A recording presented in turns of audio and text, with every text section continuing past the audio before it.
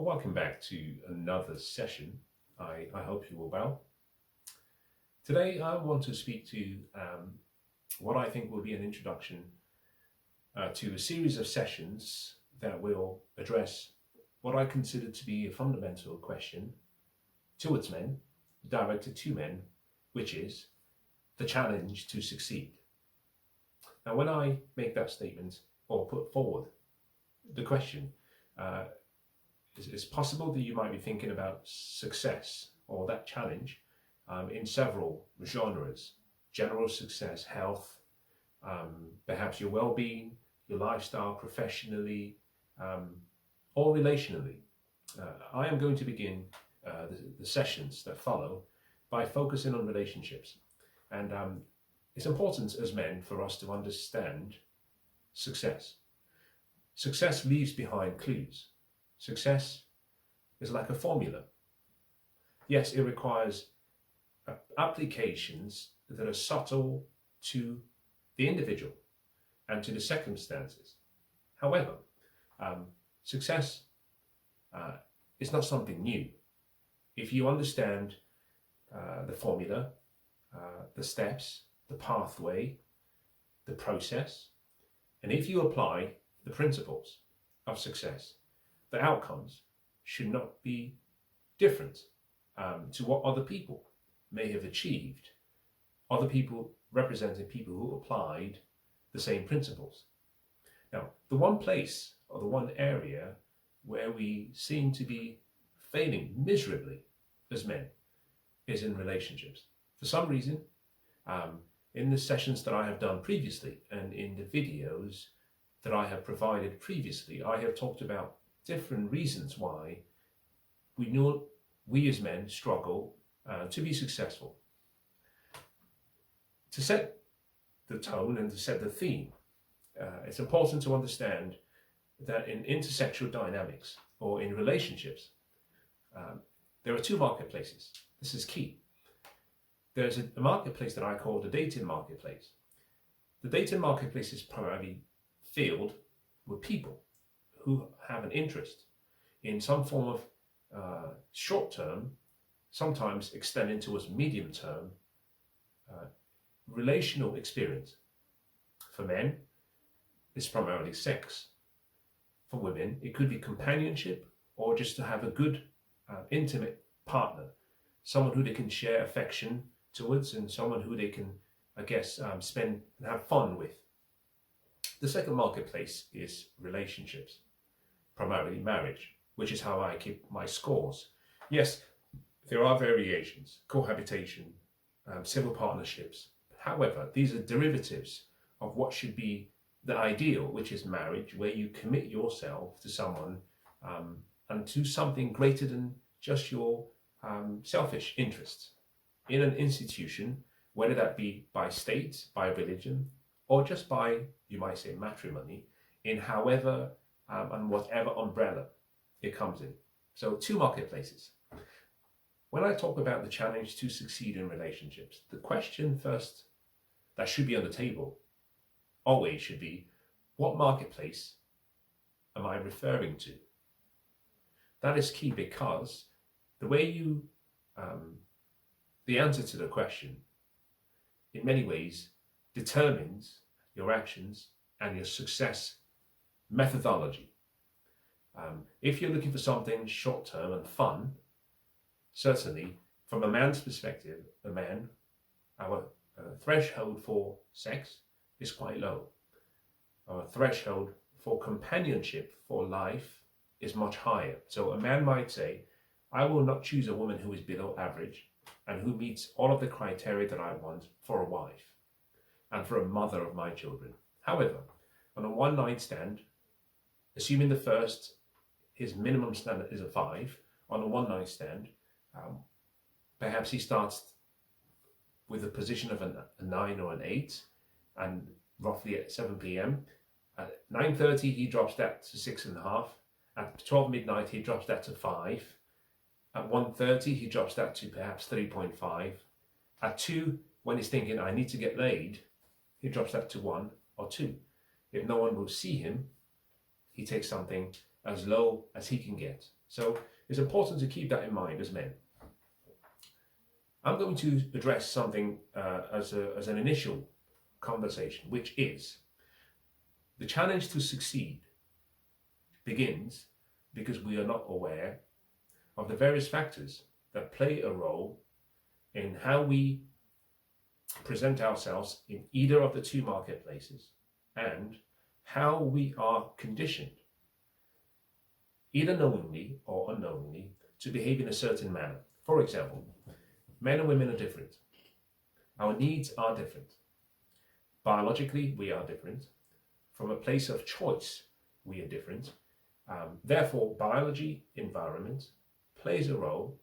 In other words, how you were raised, where you were raised, what you were raised under in terms of principles are dictating the life that you have. Now, I'm going to talk very quickly about softwares to use this as a simple explanation so you can understand how sometimes your decisions are made for you by the software or the habitual principles that are already installed in you. You pick a piece of laptop, it has a software installation, but it also has a hardware. The hardware is the physical parts that you can see and touch. The software is the programming that runs and allows the physical parts to operate at a certain performance standard. Human beings have a physical part. Gonads determine your physical attributes. So you are a male or you are a female. However, the software installation you have inside you determines your behavior. So for example, if you have come from a place where you were raised under a two-parent family, you have seen and you have actually had modeled over time the interaction between two loving people. And you've seen, hopefully, the masculine frame in, you might say, in performance. And you've seen the feminine frame in performance. And therefore, you've seen this contrast and this dance between the masculine and the feminine. If you were raised by a good father, a loving father, who was very masculine, I shouldn't even say very, but just masculine, but also who was kind and playful and played with you and played with your mother, then what you saw is that you can be masculine, but also you can be very forgiving, honest, playful, tolerant, and have some of the feminine traits which we should have in the right proportions. Now, similarly, you could also see your mother, who has the feminine frame, be disagreeable. She could also be decisive. She can actually be a force to reckon with. Perhaps she sets boundaries and she enforces the boundaries without your father being present. And what you saw was the feminine presence in the feminine frame, but also with masculine attributes at the right time. Over many years, what you have seen modeled becomes habitual. You have a temperament based on a set of experiences, what you hear, what you saw, the people around you, the associations, and therefore that determines your actions. Right, firstly, your feelings about people, relationships, your actions, and how you behave in relationships, and your behavior. So, long explanation, simply to say your environment plays a role. And the challenge to succeed for men is the environmental influences that we have, combined with the biological, innate aspects to who we are, combined with other aspects of who we will become in that journey. We're born male. You transition by growth, personal development, and action and study to boyhood, then to manhood. So you're born a male, but you have to become a man. And the journey through that process from male to manhood is boyhood. So you're made into a man, but you're crafted into being a gentleman. And what happens is along the way, you develop things such as your age plays a role, your accomplishments play a role, your frame depending on if you were raised and saw the right models, your frame as a man, in other words, the masculine frame and the journey to manhood is modeled and installed in you. Your attitude and your disposition plays a part based on your upbringing. Now, when you aggregate all of these things, we come to talk about the challenge to succeed for men. Now, let me bring you back full scale to relationships. Many men these days have been raised by single parent families, primarily mothers, at the point where, at the point of their birth, most fathers are not present. By the time they turn 4 or 5, the fathers are no longer in the picture completely. So they are raised by a feminine mother. They go to preschool and to general high school, and all of their teachers are generally female. The first time a man actually gets to see, or boy actually gets to see, a decisive masculine frame sometimes is college. But between preschool, high school, and college, most of the men in such institutions wear the feminine software. It takes a while before a boy gets to see a man in a masculine frame. And so what you find is that most young men do not know what it means to be a man, because society tells you that everything masculine is evil.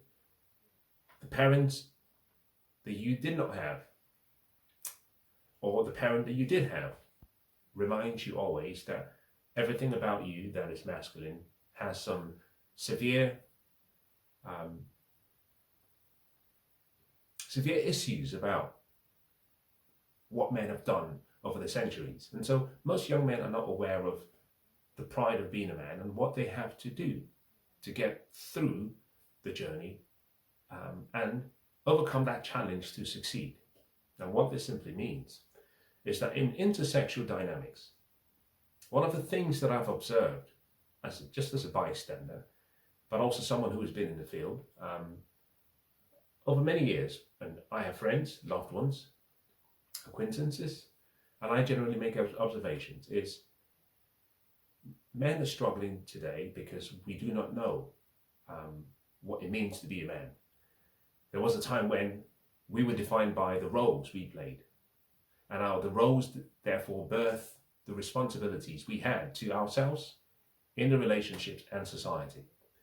That has changed, and the motivation came from the reasons.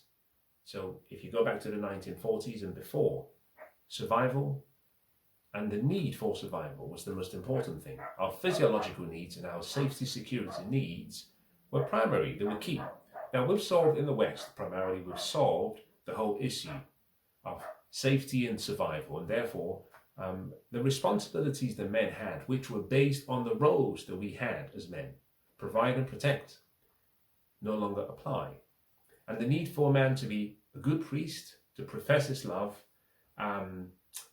by his words and his presence are even more important. But perhaps the most important part is purpose. There's an absence of purpose amongst young men. So in relationships, there's an absence of the right foundation upon which the man should build his character and himself, and therefore what he builds the entire relationship under. Remember, if the aim is marriage, the husband is the one who bounds the whole house together. We are the foundation, not the head, but the foundation. We carry the load. So here's something interesting to keep in mind, and this will form part of the conversations I have. Again, take this as it comes. If it's not for you, put it aside. If it's for you, take the lessons, and if you feel led to, implement the lessons. Now, you don't have to accept what I share. You don't have to reject what I share, but you can.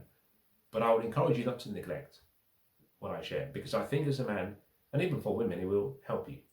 Let me close by talking about a concept that is used regularly. The word is beta. In dating, we talk about men who are beta males or beta men. And it's something thrown around very often. I've used it in a number of sessions. And I have had a question asked to me: what does it mean to be a beta male? And how do I know I'm not one of them? In this session, or the sessions that follow, I will talk about some of these concepts. But let me start by just prefacing what could be conversations to come subsequently. The word beta comes from the Greek language. It refers to the second letter of the Greek alphabet. Second, number two. In English language, the word also refers to second class. For example, if you're marking a script, you can refer to beta as second place. In any case, let me juxtapose this with softwares.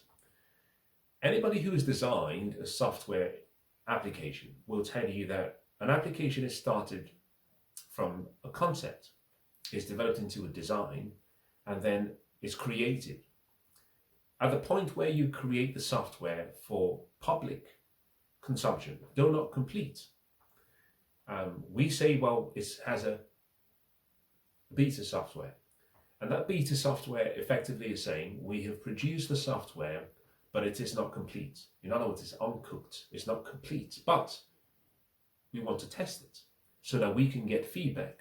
So most software developers will, at the beta stage, send out the software to a number of people for use so that they can get an indication of things to correct, things to amend. At the point of completion, the software is ready. We don't give it a name because it is ready. However, even though ready, you would have updates. Version 1, version 2, version 3, version 4, version 5, and it goes on. Which is partly why, if you think about phones, you always have new versions every year. Why? It's being upgraded. But they've gone past the beta phase and they've started to produce the actual product. Men who are not completely cooked, we call beta. In other words, you were second, or you are at the place of a second to what will normally be first. Your complete state as a man is what we'll call the one. Any state before that is called beta. Second place. Now, what this simply means is that in relationships, there are several factors that determine whether a man is operating from a state of, you might say, incompleteness, or from a state of being a beta male. Some of those factors vary. One of them has to do with your age. I should expand on this very quickly. I talk about something called the balance of power. How in relationships, a woman who is 21 and who is a virgin and who is attractive, therefore she has purity, she has youth, and she has beauty. Purity, youth, beauty are the primary agencies that women have in sexual relationships and intersexual dynamics. That's what she trades with. A man trades with his resources. He also trades with his character. He trades with his purpose. But fundamentally, what is measurable? Similar to beauty, because it's visual and it can be seen and quantified. But what is measurable is resources. And we use money, resources, money as a you might say, as a way of determining the amount of resources. We use wealth as a way of determining resources. We use education, social capital as a way of determining resources, but it can be measured. A man and a woman, therefore, bring to the table two separate, you might say, tools. They're not symmetric, they're asymmetric. A woman's beauty and youth, and a man's resources. So you have on one side beauty, youth, fertility, age representing a factor. And on this side you have provision or resources, age becoming a factor. That means a boy who is 17, 18 or 19, all things remaining equal, will not have enough resources. A man who is 39 would have had 20 years ahead of a 19-year-old to acquire said resources. So on the balance of power, a boy who is 19 and a girl who is 19, the lady or the girl has more power from a place of what they bring to the table relationally in the marketplace. The balance of power favors her than it does him. But if you brought a man who was 39 and a girl who was 19, if the man who was 39 is a millionaire and the girl who is 19 is a virgin, is beautiful and has youth, you have a comparable, within reason, but a comparable set of tools on the table that can be exchanged. Then you have the opportunity to trade. We then say the balance of power is about even, especially if the man is a multi-millionaire. In other words, he has a lot of wealth.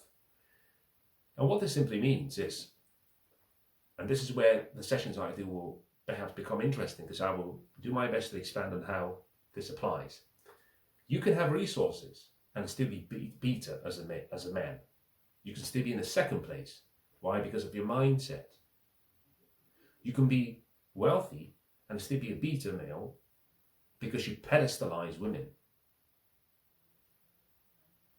In other words, you're not aware of that. You're not wearing the masculine frame. You can be wealthy, resourceful. You may even have a purpose. You might be in a place where other people, social capital wise, consider you as a good person. But you don't have a manhood value that is high enough. Now go back to the sessions that I have done. I talk about different ways of assessing a man's value. Character value, manhood value, intrinsic value, gentleman's value, non-sexual marketplace value, reproductive fertility value, and the list goes on. But the point being that in the absence of a man's purpose, he automatically becomes second place to his true potential and purpose, which means he is in a state of a beta. In the absence of resources, but in addition to resources, in the absence of a masculine frame, a man will still be beta. In the absence of a man understanding his manhood, understanding or having good character, is more likely to be beta. So most men these days are struggling, young men particularly, because they say, well, listen, I'm resourceful, I'm making good money, but I cannot seem to succeed relationally.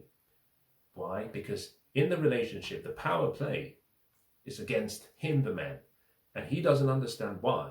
The reason is that the frame you're wearing is a feminine frame, it's a weak frame. As a matter of fact, let me segue and talk about something that I think perhaps should be worthy of consideration. A lot of times I talk about the importance of STEM, the STEM fields. There are certain professions and certain career pathways that lend itself, if you don't have the original software installation, to tilting you towards being beta. For example, STEM has an inclination to push men into being beta. Why? Especially if you go into technology and isolated professions where you work from home. It's not different for men who sit at home and game and play video games. There is very little interaction with the opposite sex, and therefore you haven't developed the social capital.